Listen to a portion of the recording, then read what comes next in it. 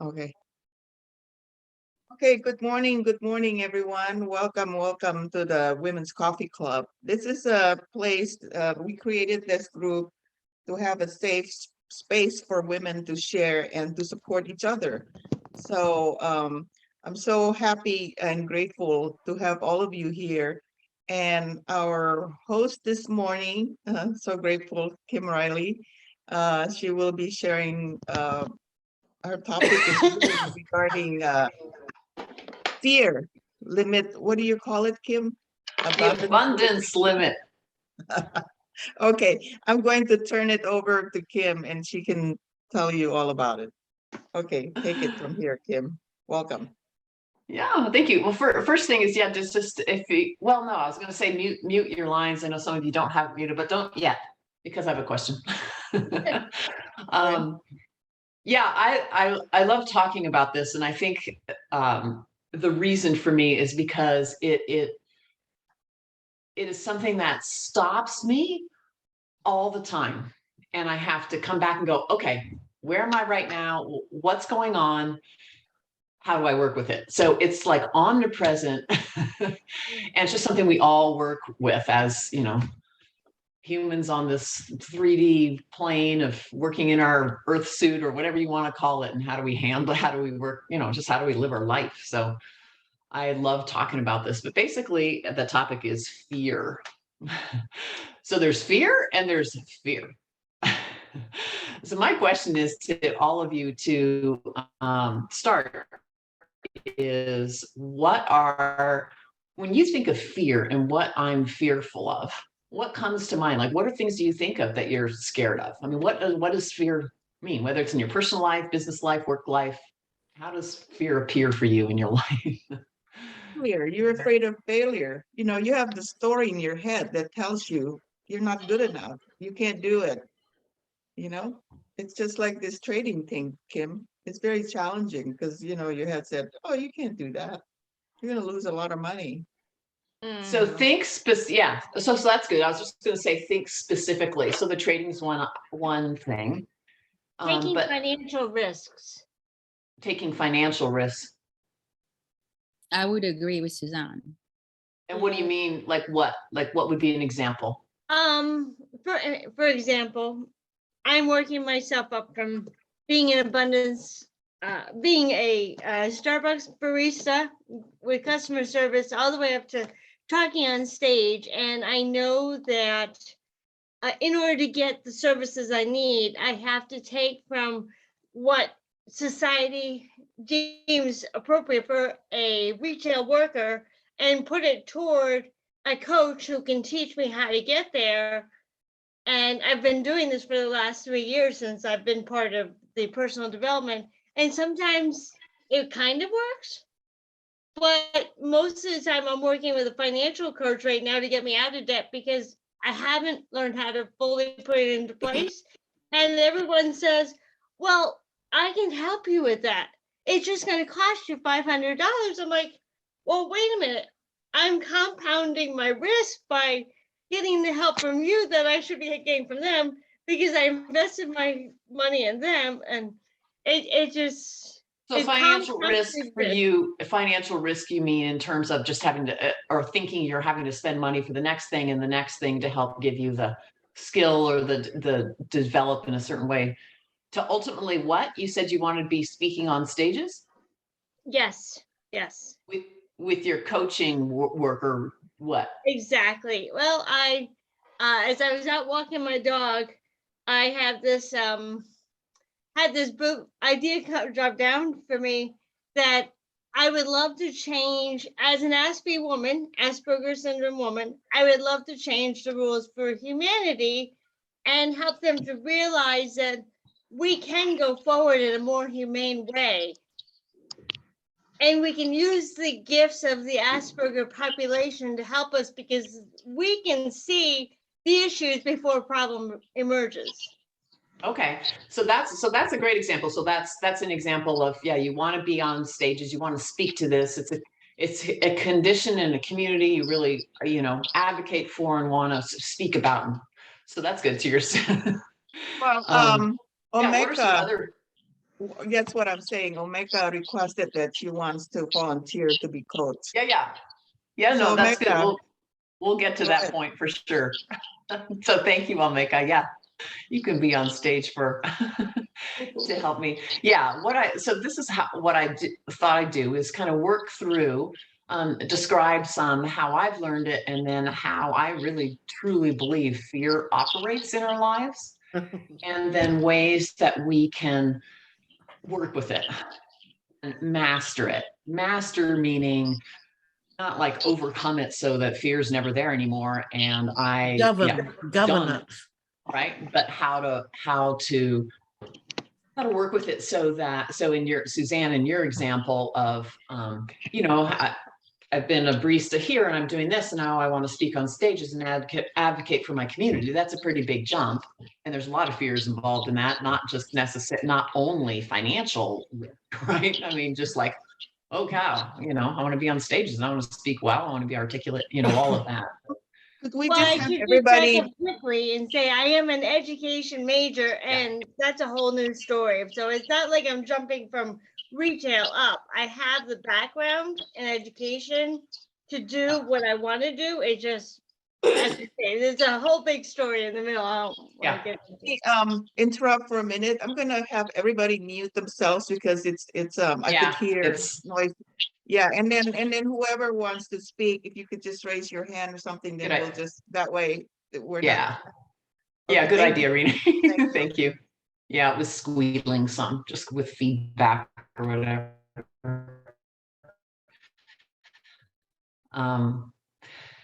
So there's fear of like, oh my God, I'm fearful for my life, right? Like I could get hurt or I could die or whatever. There's that fear. And then there's fear that we think up and put in front of us that prevent us or slow down our movement forward in whatever way we want to move. So what I thought is I would talk about these different ways that fear operates, and then the abundance limit and how we can master it.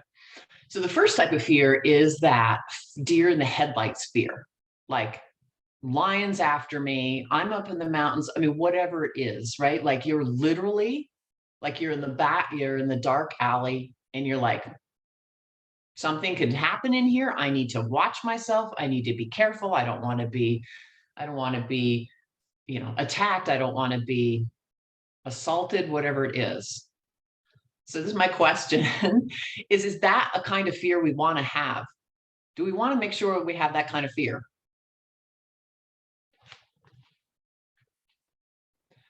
That is a fear. That is a way that fear operates in my life that you bet we want to have. Yeah, right.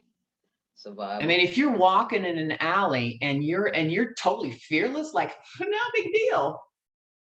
I mean, there are times or places, or you're traveling somewhere, or you're walking through a neighborhood that's not particularly safe for, whatever whatever you've heard it to be or whatever. Or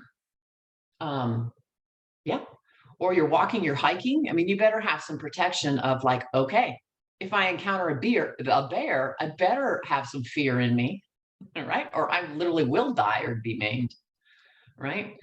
So that kind of fear is something you absolutely want to have operating in your life. The next kind of fear is projected fear. So that's a kind of fear where we are projecting, like it's a thought-based fear, right? So some of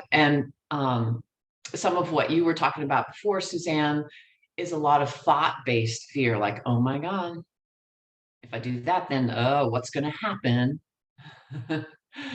Right? So when you think of thought-based fear, is that a fear that is helpful for us or that we want to have in our lives?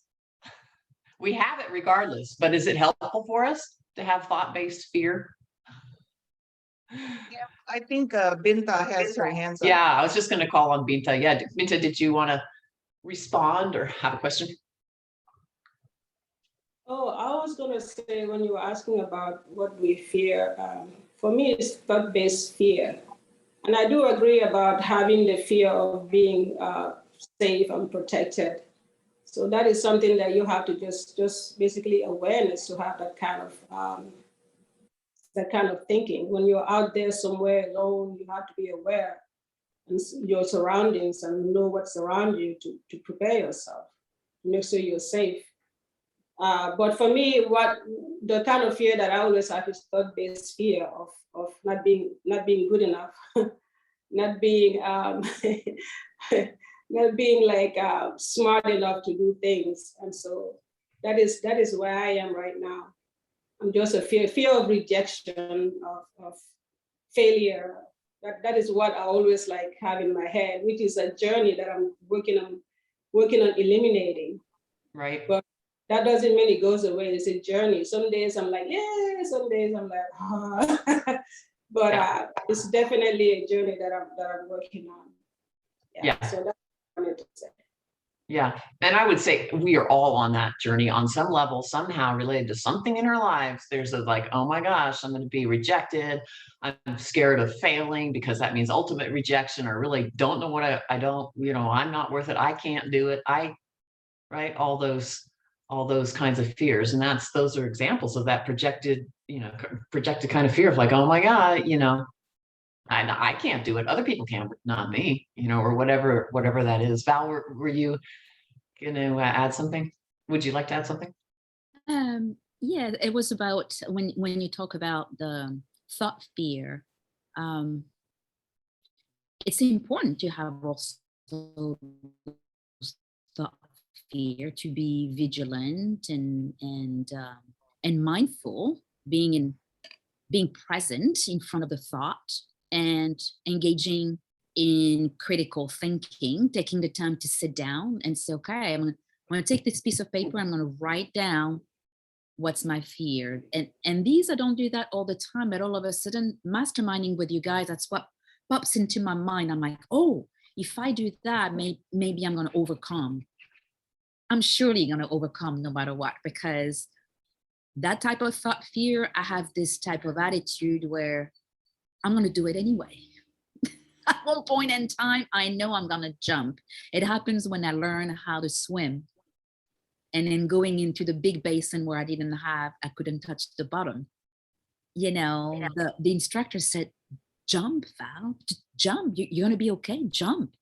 And then that split second, my brain said, okay. And then you just push yourself in the water, and then you're in. And then you're in, and when you're in, you realize, well, that was not that bad at all. Now I can do it again. So you overcome that thought fear, overcome the, So it builds our character, I think, to become critical thinking. So writing down what the problem is, what the fear is about, and whether it is a physical fear or a thought fear. And then the fact that kinetically, the movement of putting the thoughts in writing that scares, we're facing the fear, but the fear is not in us anymore. It is on that piece of paper. So we can look at it more objectively and set aside emotions that the worst that can happen, don't have enough to eat, don't have a house or a roof above our head. Are these two gonna happen? No. Now, Suzanne, I'm the world changing the way it is. A lot of people are developing wonderful skills and they need to be compensated for it. Every single one of us. When you're going to go on stage, you're going to be compensated. So the fact of, are you investing in yourself? And if it is to make you grow, I mean, how much a lawyer spend on their education? How much a doctor spend on their education? How much, those geniuses spend on their education? They invest in them. So if the topic interests you and you think you think and feel also that you're gonna get something good out of it, it's gonna expand your awareness on the subject and make you stronger to be able to move. It is the course in alignment with your final goal. If it is, there's no second guessing. That's my personal take. Yeah, so some of it, so Go for it. yeah, we'll keep going on here for a little bit, but some of what you said, Val, is really good in that that thought fear, projected fear can be helpful. It can be. Absolutely. It's because it's like kind of this limit and you're like, okay, I'm going to jump anyway, right? It gives you perspective to then say, so it can be. Where it can get us in trouble is if we keep ourselves kind of stuck in what I call a safe problem. I can't, yeah. And I'm going to talk about that with the abundance limit, because the abundance limit is about that. But projected fear, so thought fear, I like to think of it as being helpful for us in ways that you just said, Val, but also I like to think of it as an emotional guidance system. So one of the ways to work through projected or thought-based fear and not have it stop us is to let it is to give us that perspective and go, how am I feeling right now? Like, I'm scared about this. So what's my, as an emotional guidance meter almost, or guidance system? What we want as much as we can, and we've all heard this, and certainly Joey, as she's presented several times here, this whole thing of like, really living into your desire and what do I want, and living into the vibration of that and being the vibration of that in the moment now.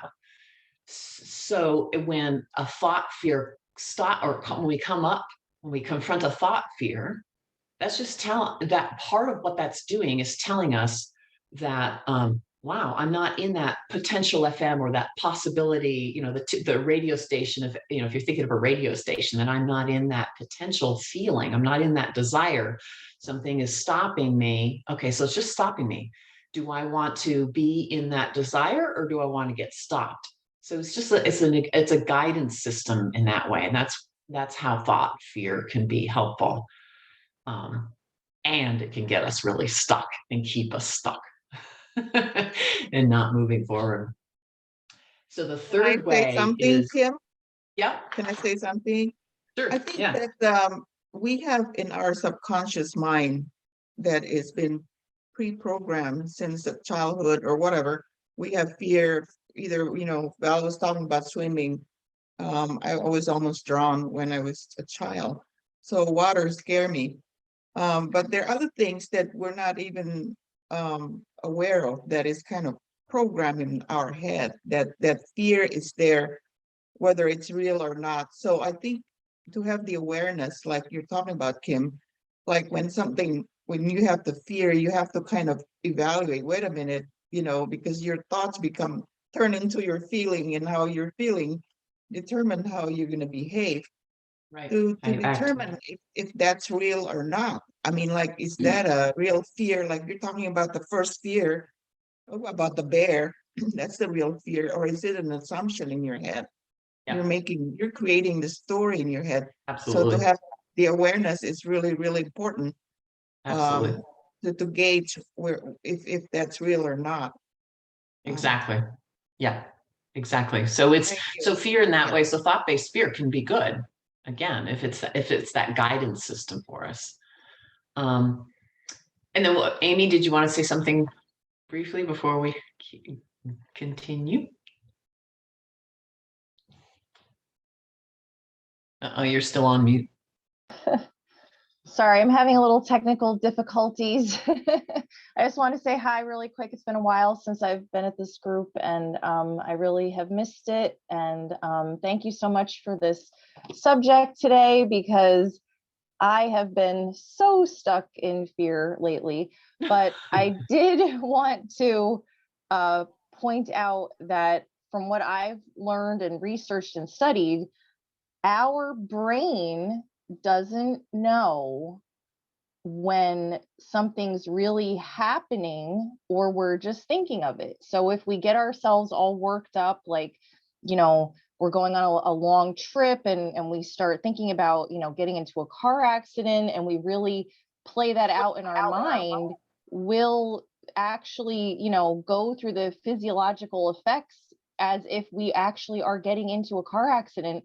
So it's like our brain doesn't even know the difference of that really happening right in front of you, or we're just making it up in our head. So that is crucial, because we can, orchestrate all sorts of calamities in our mind that aren't even real, and feel that, real fear, which, has effects on our brain chemicals and all that stuff. So, which you probably already know that, Kim, since your subject is this today. So, but I just wanted to throw that out there. Yeah, no, that's really good. I mean, yeah, fear gets us in trouble too.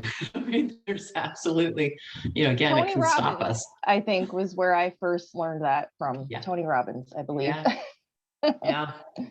So the abundance limit is another way, is a way that that fear operates in our lives. And it's basically, and so I'm going to read the definition of this abundance limit. It's like fear creates an abundance limit because fear's job is to keep us safe, right? Fear's job always is to keep us safe, whether you're being kept safe from a bear that's chasing you, right? Or being kept safe from like getting out of my comfort zone or doing something. I'm like, yeah. So fear's job is to keep you safe and secure. And so the abundance limit is when we know, or when we have some indication that we've hit that limit where we're like, whoa, that's too far. Okay, no, you're going, well, I'm growing here, I'm doing this. And it's like, boom, something happens. You're like, nope, hit the limit. Woo. I'll just go back to my safety zone. Right? So the abundance limit is very real. And what I love about this are these different ways that we can tell that we have hit our abundance limit. So the abundance limit, to what Rini was saying some of, I think not maybe the only one, are a lot of time, they are based on past experiences, past conditioning. We've been conditioned, grew up with certain values or instructions and rules and all of that. So past experiences.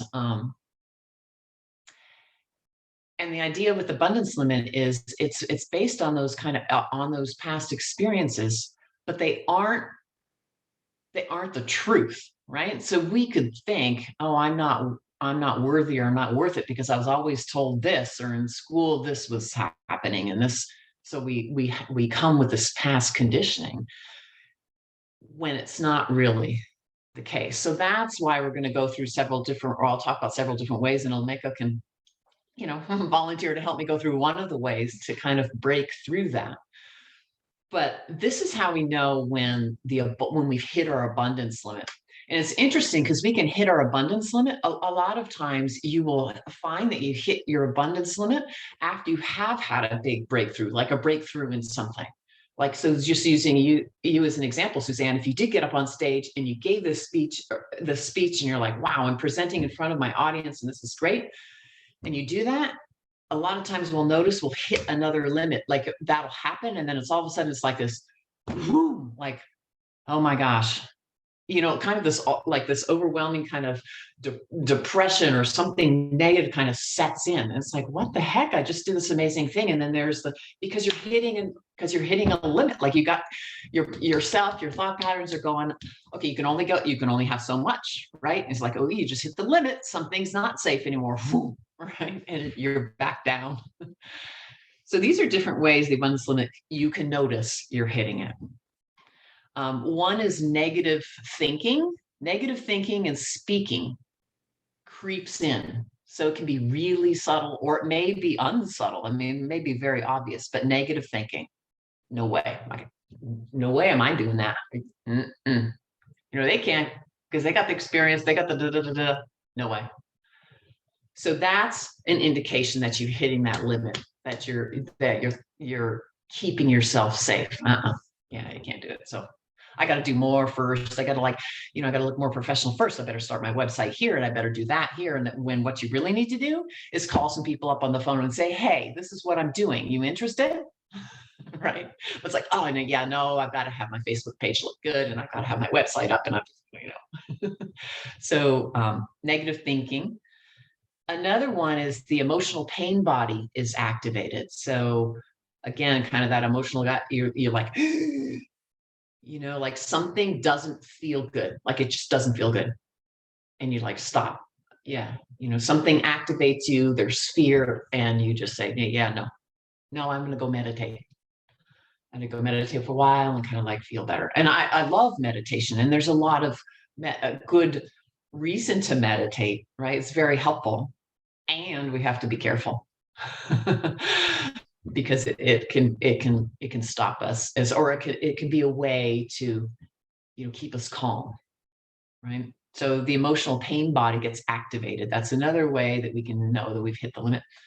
A third way is you'll experience, and this is interesting to me when I heard this, because I immediately started to judge it and then I thought about it. But you'll experience physical pain that stops you from moving forward. So that's an interesting thing because the woman I learned this from who was describing this had pretty severe back problems, so severe that she was, on her back literally for months at a time and was going for all kinds of treatment and couldn't do her work because of this physical pain in her back.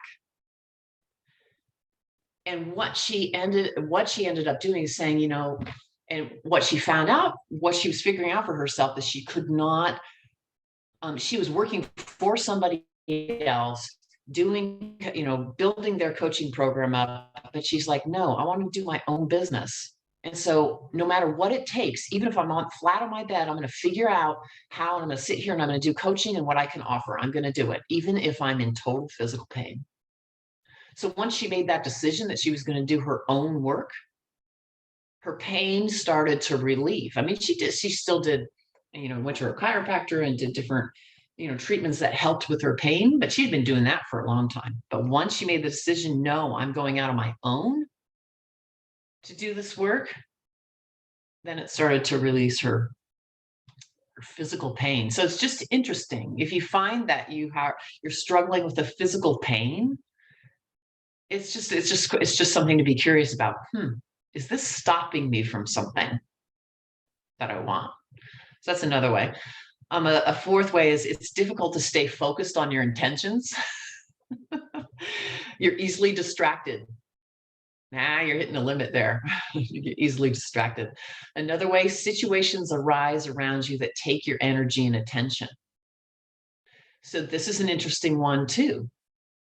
It's like, oh yeah, no, I can't do this because I've got little kids and I got to take care of them. And, I'll do that when I have time, but you know what? I got to do this. I'm obligated here. I have to do this. I have to do that.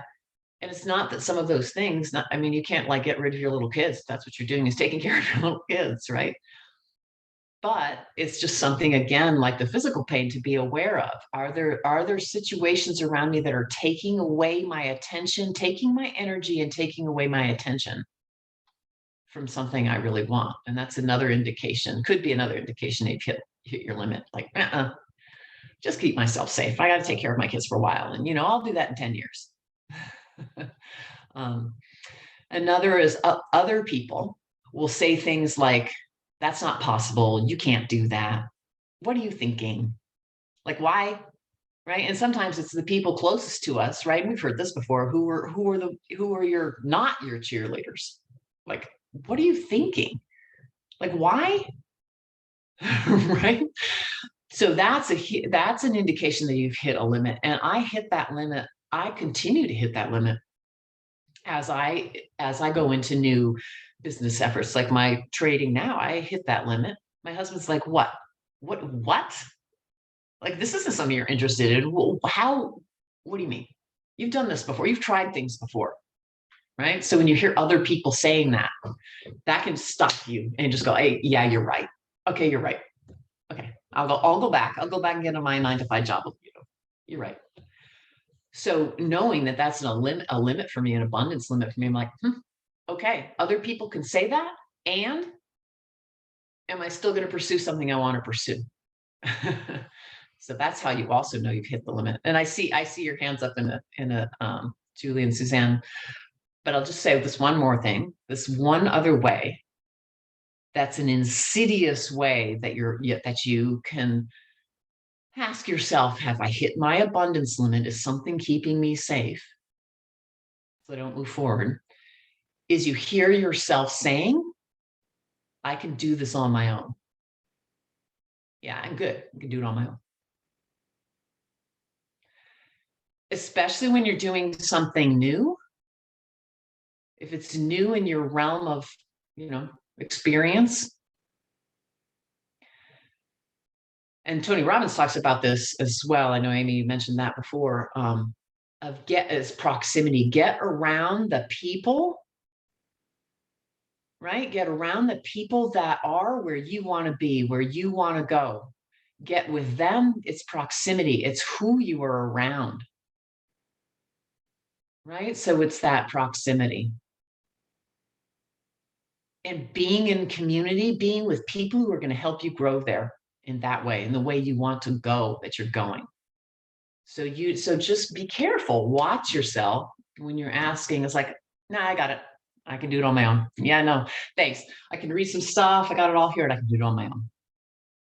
So that can be a huge and very strong abundance limit that will keep us limited, keep us limited. So I'm going to move to, and before I do that, I'll come to you, Suzanne and Julie, but I'm going to move to different ways that we can work through this fear, and I can do the exercise with you. But Julie, or Suzanne, I think you had your hand up first. Just Yeah, quickly, I was did just you going want to say, add something in? I'm very attached to the negative people around me. And just as you're saying, get closer to the people that are going to support you. I've gone on more and more of these Zoom meetings to counteract my mother's negativity 10 miles away. And it's almost like I can feel, I live 10 minutes away from her, about 10 miles, and yet I can feel it. So it's like, I want to move away from this, love her as she is, but move away from it because I can feel the oppression of her paradigms on top of me. And at the moment, because of my situation, she does help me. And when someone tries to control you because they help you, that's a limitation in and of itself. Really good. Yeah, no, that's a good statement, or good observation. And Julie, what did you want to contribute something? I really, really feel that most of the things with fear are externally based, or they're conditioned. The one with the people particularly, and I call them negative thought viruses, jeepers. You didn't even think about it, and then they go, and it's an energy, isn't it? That's energy that's coming in at you from the outside. Even Absolutely. if it's kind of a past memory, it's kind of out there from the past. We've got to bring the energy from inside. That you've got to allow the soul to speak, and and then it'll obliterate. But we're always often just, we need that reassurance. Are we doing it the right thing? And then away you go with the thoughts. And while your thoughts are negative, you're actually attracting them. You're attracting the negative things to come towards you. Powerfully, sometimes, I think, really powerfully. And it's that point of control where you say, bullshit, get out of my head. You might think what you might think what you might think. And I don't need your approval. So this is where your self comes in. I don't need you to approve or disapprove. Yeah. And so why am I telling you? Or even putting it out there? You're talking about your mother. Oh yeah, I know that very well. But you just, if you've got your protection there in your own head, it can't work. I've had a whole morning saying this of fear because somebody I care very much about was out of touch, So I started, you know, off we went, all these scenarios. And then you got to find some techniques to put it to rest. I love Abraham Hicks, you know, she said, go out and smell a rose, or put your hands in the, you know, in the garden or something, go for a walk to actually halt the revive, you know. So this is perfect, Julie, because so it's a good lead-in to these different ways. I'm going to talk about how we handle this, right? Yes. When we know we've hit a limit, and if Yeah. it's that external thing, right? Yes, Somebody well, it has to be at- external, because we Right. are eternal beings, really. We can do what we Right. like. Or So what we choose to. But it's finding that power again, isn't it? absolutely. Yeah. So the first, I'm trying to say which one of these I should do first. So maybe I'll do what Julie kind of reminds me of as a way to work with this. In some of the work I've done, and Vinta's experienced this some because she took a class on the feminine presence work that we did. This practice, so I'll do this, I'll kind of lead us through this practice, all of us, and you can do it with me. It doesn't require, I'll just kind of verbally go through it. It doesn't require speaking.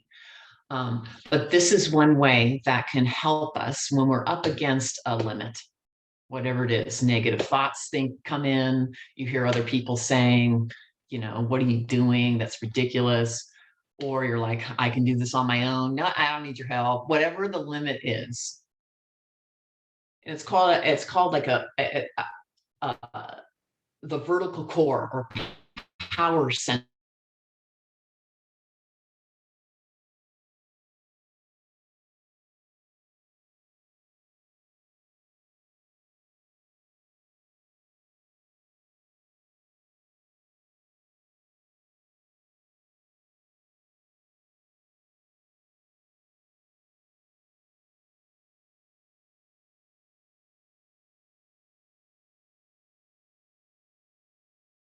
Okay. Okay, recording back and forth. Okay. So closing your eyes, I want you to focus your attention down in what I call your womb space. So that's your whole abdominal pelvic region. It's about 3 inches below your navel, below your belly button, and back toward your spine. So down and back in the center of your pelvis, basically. So that area of your body, just breathe into that area of your body. You can imagine like a ball of light or something like that suspended in the middle of your pelvic region. So just breathe into that and focus down and back.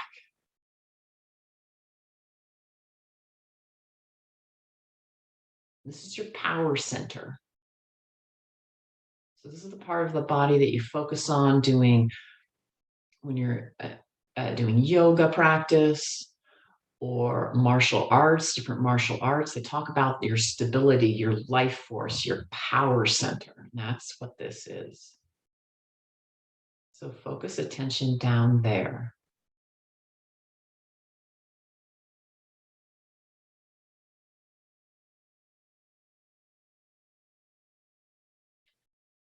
And now I want you to line up with that power center space, your heart space. So I want to put attention on the center point around your heart. So in your chest, like again, not over where your physical heart is. So not over to the side of your chest, but in the middle and back towards your spine. Like focus on that area of your body.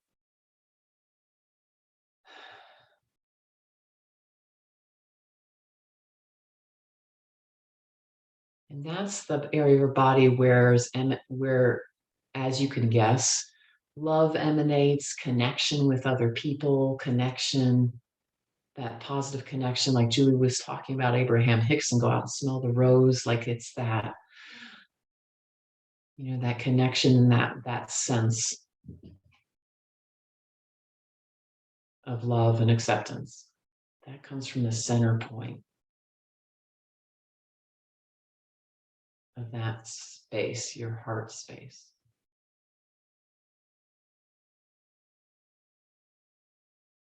And then the third place to focus attention is in the center point of your head.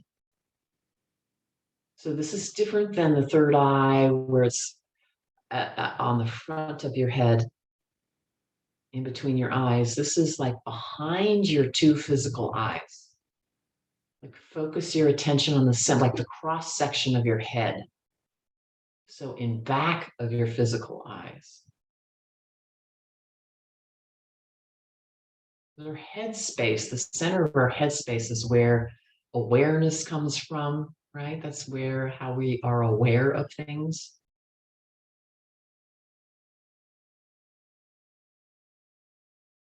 And what I want you to do is line up all three of those centers. Like there's a pole that's going straight through the center of your body. So from the center of your head, back of your eyes, with the center of your heart space, with the center of your pelvic region.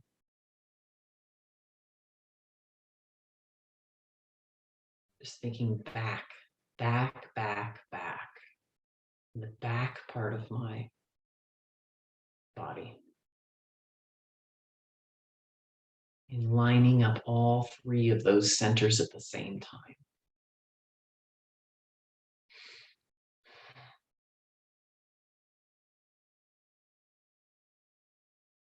And now you can open your eyes, but pay attention. Stay with those three spots in your body, those three centers lined up.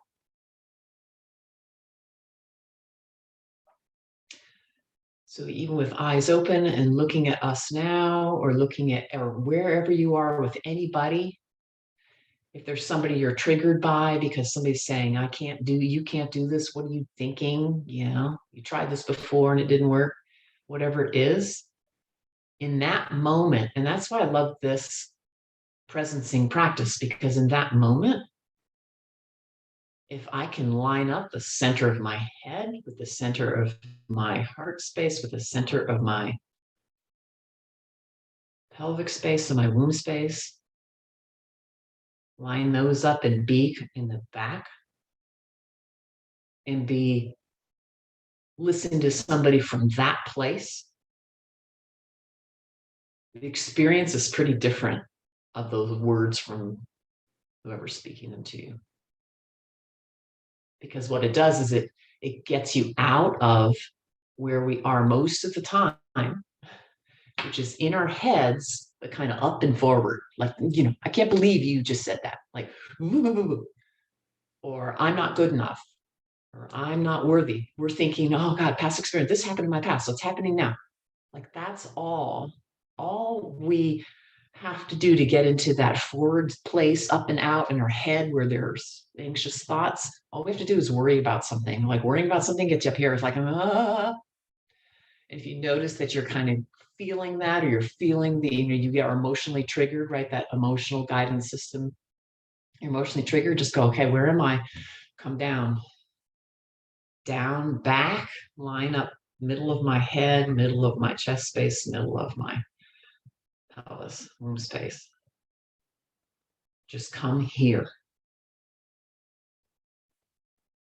And just see if you experience whatever's coming at you differently.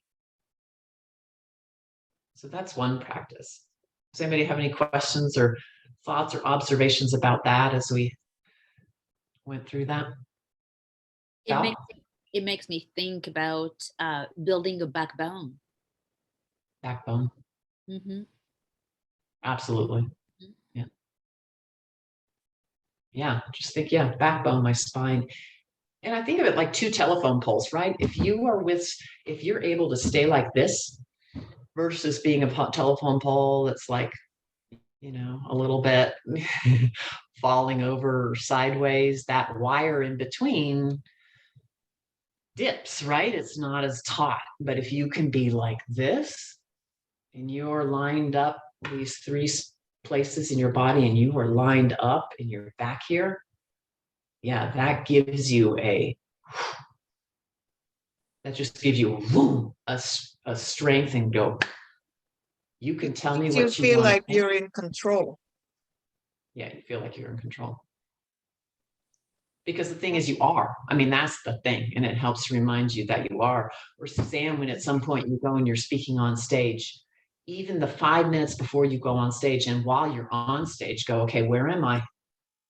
Middle of my body, middle of my head, middle of my, and of those three centers, the center point of your womb space is, that's your power center. That's where your power comes from. Just be there.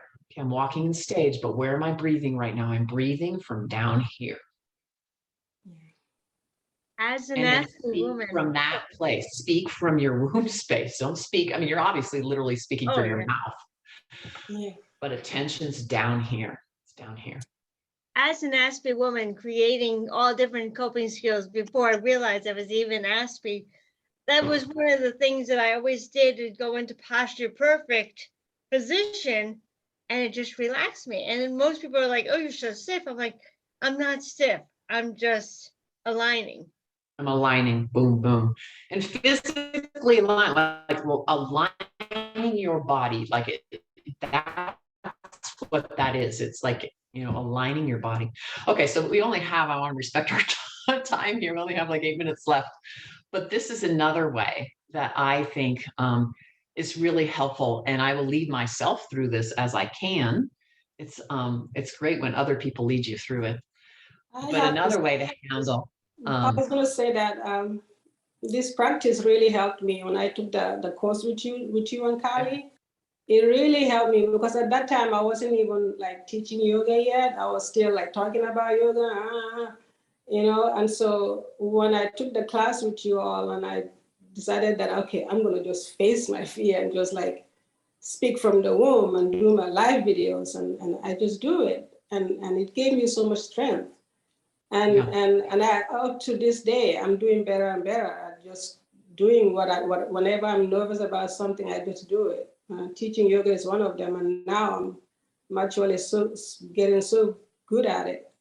So because I remember always going to my womb center. Back home, you know, you can always ask yourself that question, right? Of like, am I home? Yeah. Am I home? If I'm going on to stage, Suzanne, and I'm like, oh yeah, I'm excited, I'm kind of nervous. Ask yourself, am I home? And that can immediately get you down into your womb space. Like home is back and down, down, down. Am I here? Before I walk on stage, I want to be here. It's really different. It's a very different experience.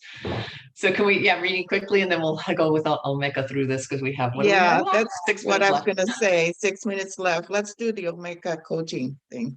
Okay. Okay. So another way to work through this is to go straight toward it. Straight toward your fear. Because when we don't, when we avoid it, when we go around it, I don't really think this, we're in resistance. So we can deny fear, that's resisting. We can like, I don't really, right? So another way is to go right through the eye of the needle and to go straight through it.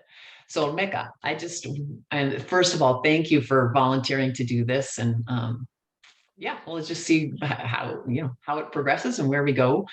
And you're safe. We're all safe here. There's nothing, it's not, I'm going to lead you down into some rabbit hole where you're like, holy cow, I've got to sign off, right? So anyway, thank you. But think, Omeka, what is something for you in your life that you have some fear around? Like what is, and think specific, something that you're afraid of. Starting my mastermind. Starting your mastermind. Yeah. Okay. It's totally relatable. Okay. So starting your mastermind. So what do you fear will happen if you start your mastermind? What's the fear? What do you fear will happen? I won't show up. The internet will go off. My mother will need me and I'll have to cancel it. People won't show up. I will Okay. not have the right information to share, or, you know, I could go on and on. So when you pick up all those things, among Yeah. those different things, mother, what, you know, will need me, the tech doesn't work, I drop off, people won't show up. Which is which one of those things? So just as an example, I mean, not that all of those aren't real reasons for you, but pick one. What's the most scary of those? Kind of like, oh I man, if won't that be- happened. I won't be good enough, whatever that is. I won't. Okay. I'll How would stumble on my words. I mean, I am who I am, so that's kind of like. But I just verbalizing them is interesting. I'm kind of looking. So at you won't be myself. good enough, which will be shown by you're stumbling on your words and you just can't get your thoughts across in a. Okay. So let's go there. So here you are, you've started your mastermind, it's your first day. Tech's working, you're online and you have people there. How many people would need to be there to make it be like, whoa, there's a lot of people here? That just one other person or 50? How many 10. people do you want in your mastermind? 10. 10. Like, Okay. woo, 50. Yeah, that would be like, wow. Yeah, woo would be 50, right? Okay, so there's 50 people who show up and you're like, whoa, oh my God, 50 people here. And here you are, and you're in this mastermind, you got 50 people. You planned it out. This is what I'm talking about today. This is how I'm introducing the whole thing. And you get there and you turn on and your mind completely goes blank. And you just completely. What happens next? Like what would be the next thing that would scare, you know, if that occurred, what would occur? What would happen next? I probably would start laughing knowing me, but I might apologize. Sorry, this is my first time. Let me get it together. I'll probably say, let us pray. Let's pray, because I need to. Does anybody else need to just kind of relax and center? Let's just kind of be still and center. That's probably what I would do. And then after that, I would just try to, if I, knowing that I would really have a plan of some type, at least a general outline, I would go back to it. So what if you were sitting there and you drew a blank? Somebody said, "I'll make a what are we doing here? Like, do you even know what you're doing? Like, are you?" And you got that as an answer. Just be with that for a second. It's like, oh my God, I've got 2 people, or however many people calling me out saying, I don't know what I'm doing.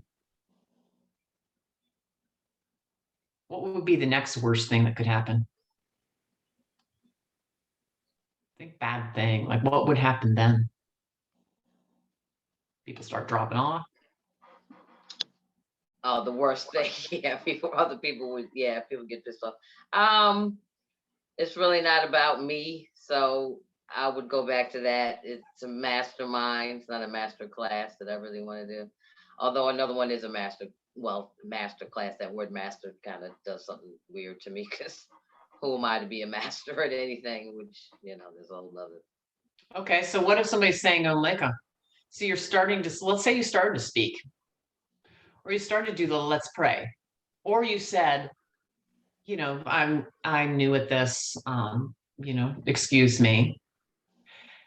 And I'm in your class and I said, well, didn't you prepare for this? Like what, what's going on? Like, this is my time, my time's valuable. Like, are we going to do anything here? And just sit for a second with that. Like, oh my God. So people are like, and the question that I want you to ask yourself, if you're in that place, you've started your mastermind, you don't know what you're saying, you start talking and it is kind of all not so good. Or you say, let's pray, and somebody's like, I don't pray. What's that? This isn't about praying. I thought you were coming here to talk about. If that happens and you're sitting in that, if you visualize that, ask yourself, in the space of that, are you essentially okay? Yeah, because the name of the is Pray, Heal, Drum, and Prosper. So it's a fluid mastermind. It's not like, you know, yeah. So if it that all particular one. stopped, There's others that are, what I would do in my experience, in my remembrance, is remember times where I felt, okay, interesting. No, my other phone, where I felt fear and I did it anyway, and it worked out great, and I got great feedback. This is in-person drumming, actual class, actual students, and so I've overcome, well, I don't know, quotes and unquotes, I've overcome that fear of rejection or actual rejection before. Teaching students, they bound to say anything. Well, depending on what school you go to, but public school. So just to interrupt you for a second, because I know our time is up. We can't go a lot further with this. The point, the point of this for any of us, starting my mastermind, just ask yourself, okay, I'm starting it tomorrow, or I'm starting it on Friday. People show up. I have no idea what I'm going to say. And just ask yourself, am I here? Am I essentially okay? Like it's that worst case scenario. Am I okay? Like if everything goes to hell with this, am I okay? Right. And if the answer, I mean, always the answer is going to be, right? I mean, I don't know. I can't say always, I guess. The answer is going to be yes. Yeah. Like, yes. So I start this on Tuesday, nobody shows up or everybody shows up, and I completely have and like the worst words that like totally inarticulate, whatever. Am I essentially okay? And take it down, whatever the fear is, just go, okay. So I'm really scared of doing that, and am I okay? So for me, I think, well, with my new work, what it's requiring of me is to reach out to people, to talk to people, to call people on the phone and say, hey, this is what I'm doing. Would you be interested in this? Do you know somebody who is? And I'm sitting here going, no, I'm not calling a bunch of people because they're going to think I'm like pushing something on them.